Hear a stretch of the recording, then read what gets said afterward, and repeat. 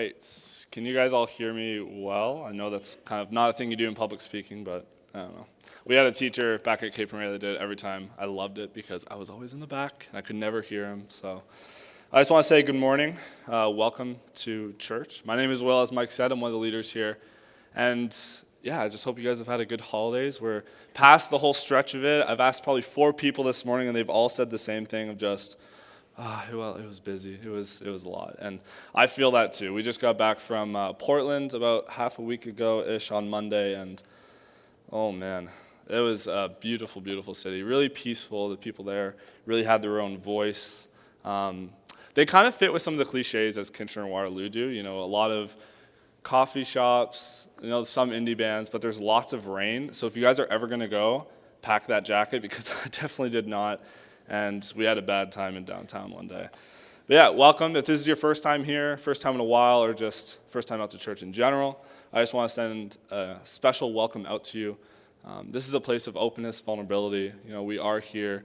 All is broken. We're bonded in the Spirit of Christ, but we also know that we aren't perfect. And I'm just really wanting to point on this thing because I tend to find that we don't mention this as the church as a whole. And a girl at my work actually a month ago, she explained to me, she's like, the only reason I'm not going out to church, the only reason I'm not being a Christian is because I'm not going to be accepted there.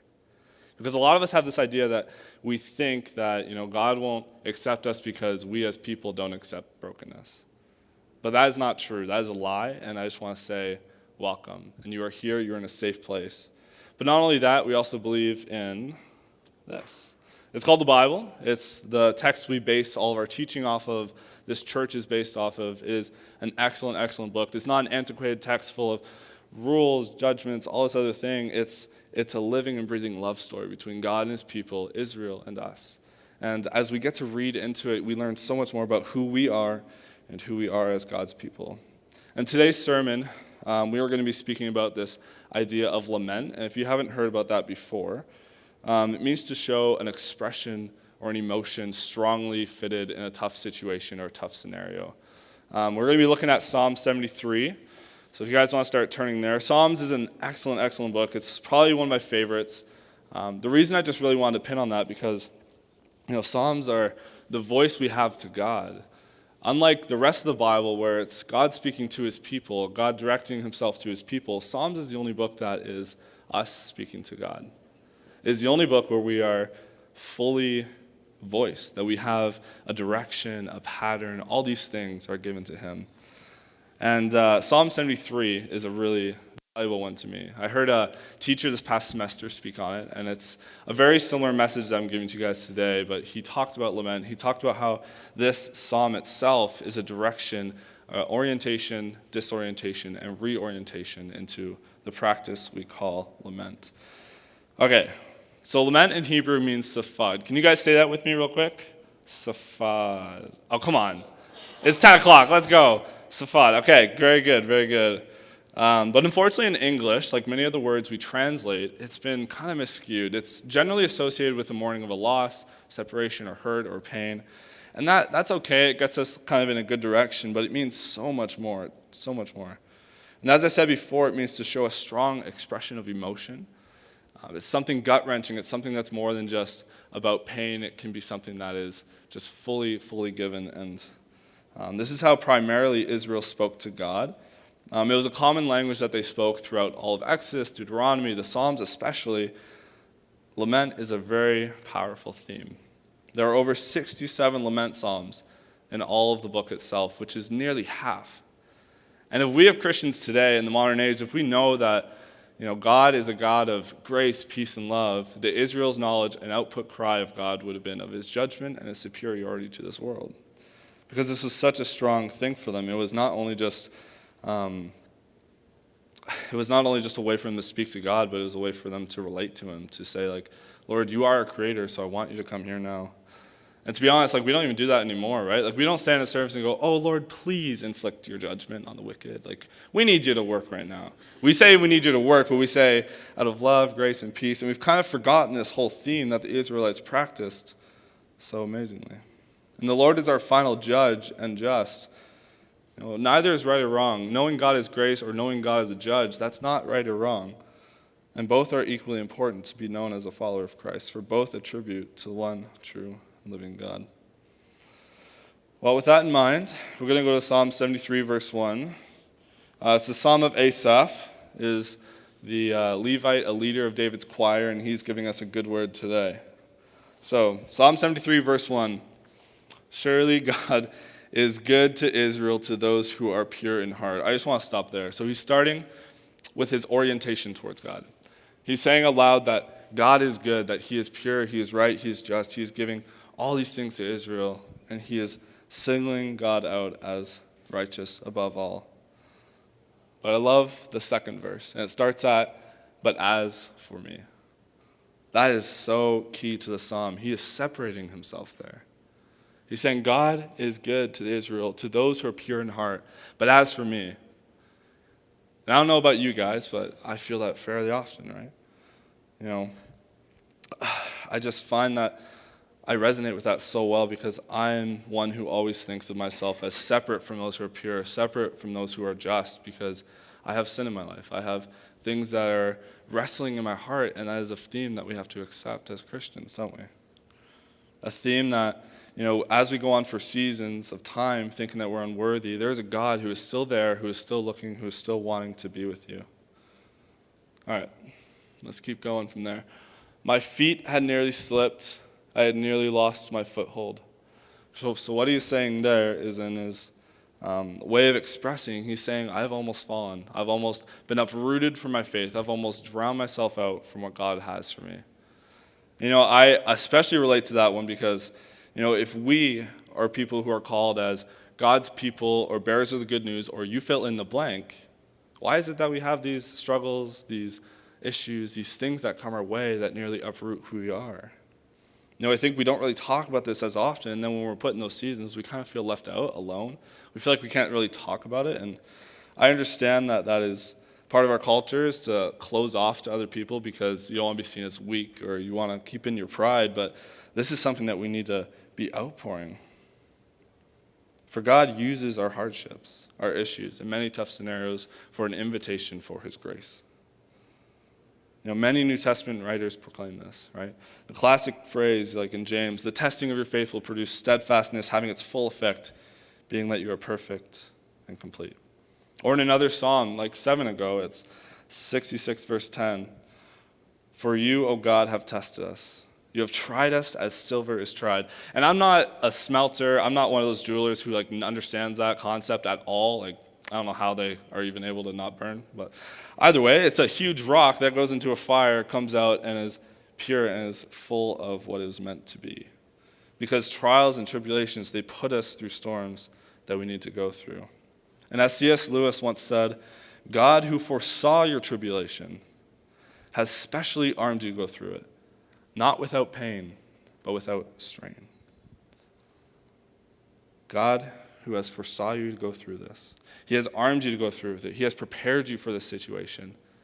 It's not going to be painful. It's going to hurt. It's going to have some effect on you, but you're not going to fall away from it because he has specially armed you to go through with it. Okay, now we're going to go through the chunk of the song, the real meat of it. We're going to go from verse 3 to 15. Okay, let's go for it.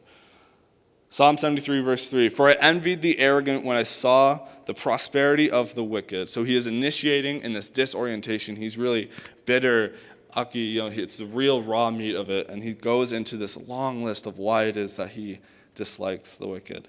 They have no struggles. Their bodies are healthy and strong. They are free from the burdens common to man. They are not plagued by human ills.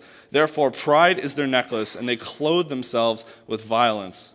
From their callous hearts come iniquity. Their evil conceits of their minds know no limits. They scoff, they speak with malice. In their arrogance, they threaten oppression, and their mouths claim lay to heaven. And their tongues take possession of the earth. Therefore, their people turn to them and drink up waters in abundance. And they say, how can God know? How does the Most High have knowledge? Isn't that so common in our culture today? So many people. I was watching a show just the other day, and the couple, like, they're laying in bed, and she's like, she just said, like, oh, I don't really think, like, God's actually with us. And he's like, well, I think he's always listening. And she's like, oh, come on. God's not always listening. How can he always listen? Is he listening right now? And It's this theme that our culture thinks that no one's watching, no one's among them, but we know a God that is with us and that is always among us, and he's wanting to seek after our heart, wanting to know who we are. Let's keep going. This is what the wicked are like. They are carefree. They increase in their wealth. Surely in vain have I kept my heart pure. In vain have I washed my hands of innocence. All day long I have been plagued, and I have been punished every morning. I just want to stop there for a second. So here's what I see from this. This is the real meat of the psalm. This is his full lament. This is his full outcry of who he is. And he starts by saying, I was envious of the arrogant. I was envious of the wicked. So he's wanting to have that sort of lifestyle that's just not accountable. And we all want that. Deep in us, we all want to know what it's like just to be free and without cause action of judgment from God. But that's not our reality. He goes on and he says at the very end of the psalm, I was vain in the way that I kept my heart. I cannot emphasize enough how important that is. This is the portion of the psalm that is raw, it is honest, and it is true, and it is blunt. He's not holding back any of his feeling, and he's giving it all to us at this one moment. He's wrestling with this. This is something that is going through him constantly. He says, I have been plagued. I have been punished every morning. He's not only bitter towards the wicked, but he's bitter towards his own heart. He has this emotion that's stirring him up, that's not helping him get out of it. For all day long has he been stricken and rebuked every morning. So he is wrestling. This hits hard to me. It really does. I know very well of the bitterness I hold deeply in my heart because I know very well of the lifestyle that I want to have, but I choose not to go for. Like if I am a child of the one true living God, or how Paul describes it in Colossians 3 as a new self, dead to the old body, thoughts, ways, everything, nature of it, why do I hold on to these dark things in my heart? Why do I feel pain if I am Christian at all? Well, to be honest, my friends, we're still vulnerable to attack. We're not insusceptible to what's coming our way. And though we have been made in the flesh of Christ, though we have this consecration of the Spirit in our presence, we are still vulnerable to succumb. We have this choice that was given to us by God as an act of love, because love demands a choice. That demands a freedom. And God gave us that choice to follow or to flee, to fight or to succumb, to be obedient or to be disobedient. And this past summer, I don't know if a lot of you really knew where I was. I think most of you would have. I was at a place called NBC. I was one of the community life leaders there, and basically I was one of the spiritual counselors, sort of meeting the needs of the physical, emotional, spiritual well-being of the student body as a whole. And about 6 weeks through the summer, we had a few issues with our staff. We had to let a couple people go. Some quit. There was just a lot of issues happening in the dorm. And the team of 4, we all started to break up a little bit. We all started to separate. It wasn't gossiping about each other or anything that was really sinful. It was just our heart posture that was against one another. So while we were there on site and during a meeting, we had it with our boss and with our counselor on site. She was an excellent lady, Selena. And to be honest, I don't really remember much of the meeting itself. I kind of blanked out. I was always pretty tired when I was there. But I do remember one thing that the counselor said to me. And she said, though you guys may not understand it right now, God will later reveal to you this pain and how he used it for his glory. And I thought about that for so long. It was only until November. I constantly cycled and wrestling myself. I was challenging myself. I was confused as to why she would say that. Like, why would God allow pain to come upon my life? And then why would he bring it up again to show me why he worked in that situation? Like, it seems like it's just the most painful way to go through a tough scenario, but it's really something good here. In 2 Corinthians 12, 8-10 says this. And if you don't know the context, Paul is speaking of a thorn in his side. Not a physical, just take it out, but it was a hardship that was placed upon him, an oppression, something from those physical in the world, something from that spiritual as well. He said, 3 times I pleaded with the Lord to take it away from me. So he's referring to that hardship. But he said to me, my grace is sufficient for you, for my power is made perfect in weakness. So therefore I will boast all the more gladly about my weakness, so that Christ's power may rest on me. And that is why, for Christ's sake, I delight in weakness, in insults, in hardships, in persecutions, all the nitty and grittiness of life, in difficulties. For when I am weak, then I am strong. And that was the answer I needed. I found that halfway through November, we were just going through a little thing in our class on hermeneutics, and it was just so powerful. It just hit me like a train of saying, like, hey, Will, this is why, like, all of this is coming to your life. This is why you feel like you can't do anything. This is why you feel weak. This is why you feel at pain, is because when I am weak, Christ is strong in me. When I am poor, Christ is rich in me. And when I need him most, he will come and he will answer. Okay, I want us to read 4 more verses. We'll go from 16 to 17, then we'll jump all the way over to 27. I just lost my page. There we go. Okay, 16 to 17. When I tried to understand all this, it was oppressive to me. So in that moment of the psalm, he is starting to come to this point of realization. It's right after here that he says, "Till I entered the sanctuary of God, then I understood their final destiny." So Asaph this far has, A, given initial praise to God, orienting his heart to be in glory of the Father, and then 2, or B, he has lamented over the wicked, chaliced and bitter towards how they are living and how they are getting away with it all. And he's wanting so desperately to understand this. He says that in verse 16. He says, "When I tried to understand, it was oppressive to me." And I don't know about you guys, but I am one of those thinkers that if I don't understand everything about God, I feel uneasy because I need to know everything to feel safe. And that's very much, I feel like, what he is putting out for here. I have questions myself of, why would God work in this way? Or why would he wait this long to answer this? Or why would he give me this tough situation? And our friends, that answer is simple. Until we come into the sanctuary, as Asaph put it, until we have this spirit of rest or peace or knowledge of how God moves and the way he works in our hearts, we're never going to understand that. We're never going to understand why he waits to work the way he works, or why he speaks the way he speaks. And until we enter the sanctuary of God, we will never fully understand that. And on to verse 27, it reads, "Those who are far from you will perish. You will destroy all who are unfaithful to you." So it's from this presence of God that he has his knowledge of why the wicked are who they are, how they're able to live on as they are, how they're not able to be filled with judgment, because he has gone to the sanctuary. He's gone to the presence of God, and he's found answers.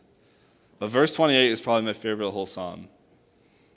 "But as for me, it is good to be near God. I have made the sovereign Lord my refuge. I will tell of all of your deeds." So Asaph was able to conclude this frustration with peace, saying aloud that it is good to be near you, O Lord. I have made you my refuge. I've made you my stronghold. I'm going to hold on to you as hard as I can because I know I'm going to nearly slip again. I know I'm going to fall away. And it's interesting because he actually starts the conclusion with the same way he starts his disorientation. So his reorientation in verse 28 is the same as he started there.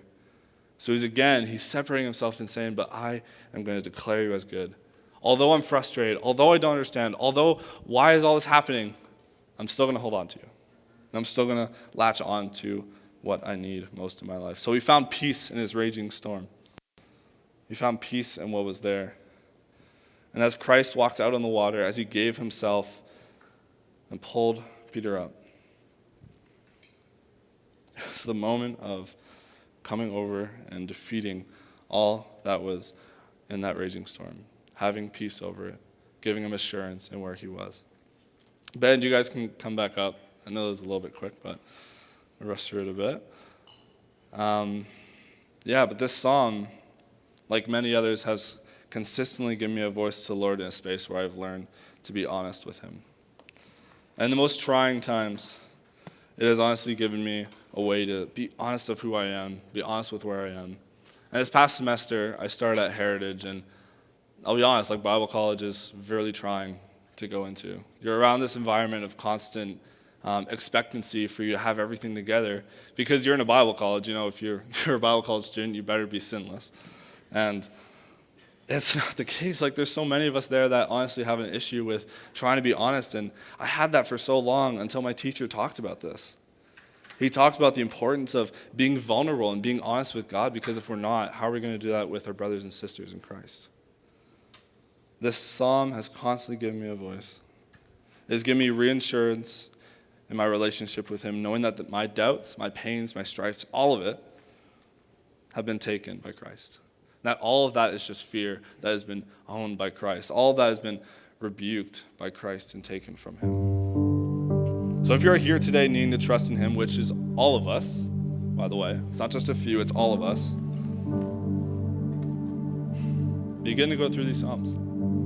There's a lot like this one that will honestly get into your life. Really dig into what you need to learn. Really what you need to get over and wrestle with. These Psalms are not just something written by artists, although they're raw emotions, they're raw frustrations, and there's deep, deep context behind why they say these things. These Psalms provide for us a way to communicate to God, as I said before. It is our voice. And if your prayer life is suffering, go into these Psalms. You know, I have a book by Tim Kerr. It's called Take Words With You. If you guys have never read it, it's pretty much just the Psalms, a few things in the New Testament, but just the Psalms, and is a way to pray through them. And I can assure you guys, my prayer life, since I have started with that book, since I have started with these Psalms like this, it has gotten so much deeper. Because I've started to figure out that God is not a formula we can fully get around. He's a relationship that is needed to be built. It is not something I can say, all right, I'm going to check something off my list today. I'm going to do this, and God's going to be happy with me. He's going to be pleased. That's not it. It's a cultivation of a relationship that needs to take place in your heart and in your mind and in your soul. It is something greater than just you.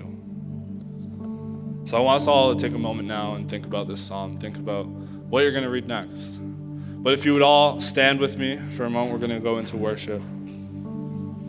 Because when we arrive in the presence of the Lord, needing to be with him, he grants that need to us. He's a father that doesn't relent away. As Jesus said, you know, he's not a dad where if you ask for an egg, he'll give you a scorpion. Don't know any dads have done that. That'd be pretty rough. But he's a dad that will be with you if you are wanting to be with him. It is not something that is taken away from you. You have that right to be with him because you are a child of him. And there is power in the refuge of the Lord, and we can only know this by the living sacrifice of Christ. He has come to this earth, he has given his life, and he has bounded us to him in his spirit. And we have a chance to read this good word and to listen to the Father's voice, to know him more and more intimately throughout all the days of our life.